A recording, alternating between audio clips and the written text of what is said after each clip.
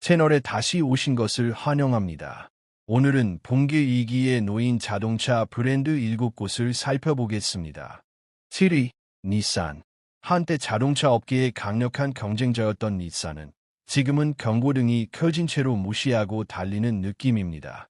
전설적인 닛산 350Z와 내구성으로 유명했던 알티머를 만들던 브랜드는 이제 낡은 디자인, 혼란스러운 라인업, 그리고 넷플릭스 드라마급 기업 내부 문제로 더 잘 알려져 있죠. 예전의 닛산 감성, 기억하시나요? 지금은 감탄 대신 어깨만 으쓱하게 됩니다. 판매량은 헬스장에서 휴대폰 떨어뜨리듯 계속 하락 중입니다. 경쟁사들이 혁신과 전기차 기술로 질주하는 동안 닛산은 기어를 중립에 둔 채 아무도 원하지 않은 페이스리프트를 내놓고 마이스페이스와 함께 은퇴했어야 할 모델에 집착하고 있습니다. 대표적인 예가 주행거리로 늘 놀림받는 닛산 리프죠. 품질 관리도 급격히 나빠졌습니다. 변속기 문제, 잦은 리콜, 신뢰성 논란은 이제 닛산 패키지의 일부가 됐습니다. 추가 요금은 없고 여기에 리더십 혼란까지 더해졌습니다. 일본 탈출 사건으로 유명한 카오루스 고선 사태 이후 닛산의 방향성은 겨울철 리프, 주행거리만큼이나 불안정해졌습니다. 그렇다면 왜 닛산을 피해야 할까요? 아침 커피보다 빠르게 중고차 가치가 증발하는 걸 즐기거나 미루 같은 고객 서비스를 경험하고 싶지 않다면 말이죠. 요즘은 토요타, 한도, 헌데이, 심지어 반등 중인 포워드까지 강력한 대안이 많습니다. 굳이 닛산에 안주할 이유가 없죠. 요약하자면 지금 닛산을 사는 건 블록버스터의 부활에 베팅하는 것과 같습니다. 불가능하진 않지만 지나치게 낙관적이죠. 5위, 링컨. 한때 미국 럭셔리의 안관이었던 링컨은 지금은 테크노 콘서트에 온 할아버지처럼 절뚝거리고 있습니다. 어색하고 제자리를 못 찾고 따라가기도 벅차 보이죠. 과거에는 대통령과 은퇴자들의 상징이었지만 오늘날의 링컨은 캐덜렉의 꿈을 꾸다가 포워드 퓨전 예산으로 타협한 차처럼 느껴집니다. 브랜드 정체성 혼란은 너무나 분명합니다. 올드스쿨 럭셔리를 지향하는 건지 아니면 현대적인 테크 중심의 세련됨을 노리는 건지 아무도 모릅니다. 링컨 자신도요. 솔직히 말해 누가 마지막으로 새 링컨 너무 갖고 싶다라고 말하는 걸 들어봤나요? 그렇죠. 없습니다. 경쟁사인 렉서스, BMW, 그리고 현대의 제너시스가 미래적인 기능을 갖춘 날렵한 SUV와 세단을 쏟아내는 동안 링컨은 고급 포장지에 사인되어 음식 같은 제품을 내놓고 있습니다. 라인업 대부분이 정장을 입은 포드에 불과하다는 인상도 지울 수 없죠. 세단 시장이 사실상 호스피스 상태에 들어가자 링컨은 세단을 접고 SUV에 올인했습니다. 하지만 그마저도 경쟁자들에게 먼지를 뒤집어 쓰는 중입니다. 판매량은 감소했고 딜러들의 열정은 미지근하며 젊은 소비자들은 관심을 보이지 않습니다. 평균 링컨 구매자는 틱톡보다 메디케어에 더 가깝죠. 전기차로의 전환도 가끔 언급하긴 하지만 계획은 여전히 반쯤 구워진 수준입니다. 테슬라, 리비언, 심지어 세브로리와 비교해도 준비가 부족해 보입니다. 그럼 링컨을 사야 할까요? 도로를 지배하던 랜드 요트의 시대야 AM 라디오가 최첨단이던 시절이 그리운 분이라면 그때만 추천합니다. 5위, 제너시스. 현대의 럭셔리 스피노프 브랜드인 제네시스는 미국 시장에 등장할 때만 해도 상당한 자신감을 보였습니다. 독일 차급 럭셔리를 한국차 가격에 라는 매력적인 낙속이었죠. 하지만 가성비 벤틀리 흉내와 제2의 렉서스를 오가다 보니 어느 순간 방향이 틀어지기 시작했습니다. 판매량의 하재성은 거의 속삭임 수준입니다. 솔직히 말해 누가 마지막으로 제네시스 꼭 사고 싶다라고 말하는 걸 들어봤나요? 네, 바로 그 반응입니다. 가장 큰 경고 신호 중 하나는 딜러십 문제, 아니 정확히 말하면 딜러십의 부재입니다. 제네시스를 구매하는 건 유니콘을 입양하는 느낌과 비슷합니다. 이상할 정도로 복잡하고 서류는 많고 어디로 가야 할지도 헷갈리죠. 여기에 긴 대기 시간, 제한적인 재고, 그리고 정비를 받으러 갔더니 어깨를 으쓱하며 헌데이 서비스 센터로 다시 보내는 현실까지 더해집니다. 이게 과연 럭셔리 경험일까요? 글쎄요. 정체성 혼란도 여전합니다. 제네시스는 BMW나 머시디즈벤츠와 같은 무대에서 경쟁하려 하지만 배지 파워나 브랜드 역사는 따라가지 못합니다. 미국의 럭셔리 소비자들은 포스를 중요하게 여기죠. 그리고 냉정히 말해 나 제네시스 타라는 말은 자랑이라기보다 성경 구절처럼 들릴 때가 있습니다. 기술과 디자인은 분명 괜찮습니다. 하지만 중고차 가치가 암호화폐 포트폴리오보다 빠르게 떨어지고 브랜드의 장기적인 미래가 안개 속에 있다면 그 도박이 가른 가치 있을까요?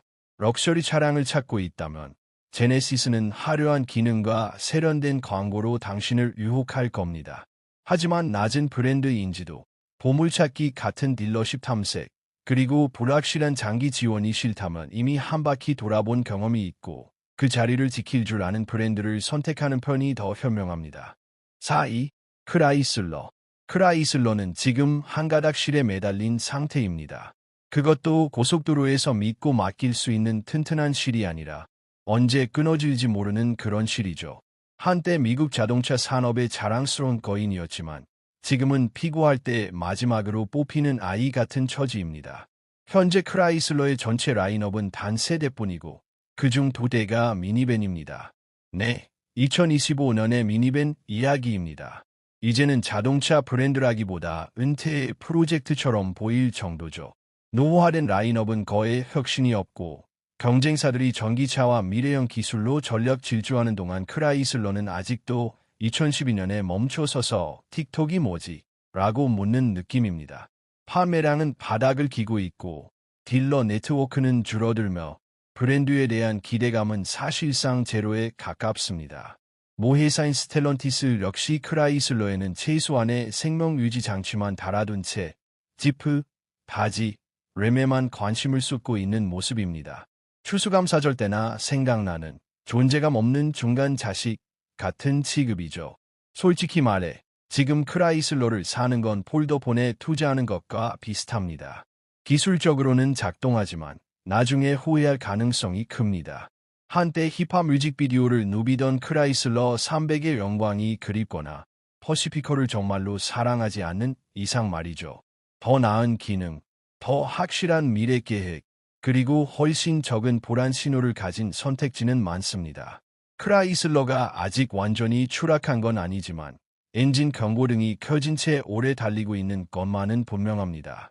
3위, 미쓰비시 모터즈. 한때 랠리 무대와 튜너 문화에서 강렬하게 울려 퍼지던 이름이었던 미쓰비시는 지금은 미국 자동차 시장에서 거의 생명유지 장치에 의존하는 상태입니다. 마치 스트리밍 시대에 남겨진 VHS 테이프처럼 점점 잊혀져 가는 느낌이죠. 과거의 영광은 미쓰비시 랜서 에볼루션 같은 전설적인 모델들이었습니다. 하지만 오늘날 미쓰비시는 아웃랜더와 머라지 같은 차량으로 더 알려져 있습니다. 솔직히 말하면 이 차들은 월요일 아침 DMV 방문만큼이나 흥분을 주지 못한다는 평가를 받기도 합니다. 브랜드는 마치 시간 루프에 갇힌 듯 보입니다. 오래된 디자인을 반복하고 출력이 약한 엔진을 유지하면서 경쟁사들이 전기차, 하이브리드, AI 기술로 질주하는 동안 제자리 걸음을 하고 있습니다. 라인업은 매우 얇고 기술 수준은 몇 년은 뒤처져 있으며 주행 경험은 장바구니가 더 빠를 수도 있다는 농담이 나올 정도입니다. 특히 미라지는 미국 시장에서 가장 기대감이 낮은 신차 중 하나로 자주 언급되며 작고 시끄럽고 속도는 느리다는 평가를 받습니다. 한편 딜러 네트워크는 계속 축소되고 있고 혁신이나 미래 플랫폼에 대한 투자도 매우 제한적입니다. 테슬라, 토요타의 하이브리드 기술, 그리고 기아의 세련된 전기차가 시장을 주도하는 시대에 미쓰비시는 스마트폰 파티에 플립폰을 들고 온 사람처럼 보입니다. 여기에 중고차 가치까지 낮은 편이라 감가상각은 꽤 빠르게 진행됩니다. 결과적으로 미쓰비시는 단순히 뒤처진 수준이 아니라 사실상 다른 시대에 존재하는 브랜드처럼 느껴집니다. 2. 인피니티. 인피니티는 사실상 붕괴 직전이라는 평가를 받고 있습니다. 그리고 그런지 이해하는 건 어렵지 않습니다. 한때는 일본의 답으로 렉서스와 에큐러에 맞서겠다고 등장했지만 지금은 마치 아직도 존재하네 싶은 쇼핑몰 매장처럼 익힌 브랜드가 되어버렸습니다. 브랜드 전체가 시간 왜곡에 갇혀 있는 느낌입니다. 낡은 디자인, 혼란스러운 모델 네이밍, 그리고 2015년 감성에 머물러 있는 기술까지 2025년 기준으로 보면 상당히 뒤처져 보입니다. 경쟁사들이 전기차와 첨단 기능으로 질주하는 동안 인피니티는 현대 자동차 시대를 반쯤 졸면서 따라가는 모습입니다. 중고차 가치도 매우 가혹합니다. 인피니티를 사는 건 마치 2010년에 블록버스터 주식에 투자하는 것과 비슷하다는 말이 나올 정도입니다. 출고하자마자 가치가 급락하고 사실상 휴대폰보다도 빨리 감가가 진행됩니다. 딜러 네트워크도 점점 줄어들고 있어 서비스 접근성이 떨어집니다. 부품이나 정비를 받으려면 멀리 이동해야 하는 상황도 생깁니다. 신뢰성은 모델에 따라 편차가 큽니다. 어떤 차는 괜찮지만 어떤 차는 갑자기 투정을 부리는 듯한 문제가 생기기도 합니다. 또 하나의 문제는 브랜드 정체성입니다. 스포츠 브랜드인지 럭셔리 브랜드인지 아니면 그냥 고급 로고를 붙인 닛산인지조차 애매합니다. 결국 대부분의 라인업은 눈에 띄는 특징 없이 경쟁자들 사이에서 묻히는 모습입니다. 독일 브랜드, 한국 브랜드, 그리고 심지어 모회사 닛산보다도 존재감이 약해진 상황입니다. 결론적으로 미국에서 차를 고르고 있다면 인피니티를 고민할 이유는 거의 없습니다. 한마디로 정리하면 피하는 게 맞습니다. 1위, 루시드 모터즈. 루시드 모터스는 현재 붕괴 직전이라는 평가를 받고 있으며 그 위험 신호는 점점 더 무시하기 어려워지고 있습니다. 한때 테슬라를 뛰어넘겠다는 목표로 등장한 프리미엄 전기차 브랜드였지만 지금은 가래 기대와 저조한 성과의 전형적인 사례로 여겨지고 있습니다. 대표 모델인 루시드 에어는 마치 우주선처럼 보이고 가격도 그에 못지않게 매우 높습니다. 하지만 실제 도로에서 보기는 거의 불가능합니다. 마치 빅풋처럼 존재한다는 말은 있지만 실제로 본 사람은 거의 없는 수준이죠. 루시드는 고급 전기차 시장을 목표로 막대한 자금을 투입해왔지만 그 시장은 매우 제한적입니다. 결국 테슬라 모델 S를 놓친 소수의 고소득 테크 소비자층에 집중된 구조입니다. 차량 자체는 세련되고 첨단 기술이 적용되어 있지만 생산량이 매우 낮습니다. 사실상 루시드는 실제 차량보다 기대감과 마케팅을 더 많이 만들어냈다는 평가도 있습니다. 이 속도라면 로컬 충전소에서 루시드 에어를 보는 것보다 유니콘이 테슬라 사이버트럭을 배달해주는 걸 볼 가능성이 더 높다는 농담까지 나옵니다.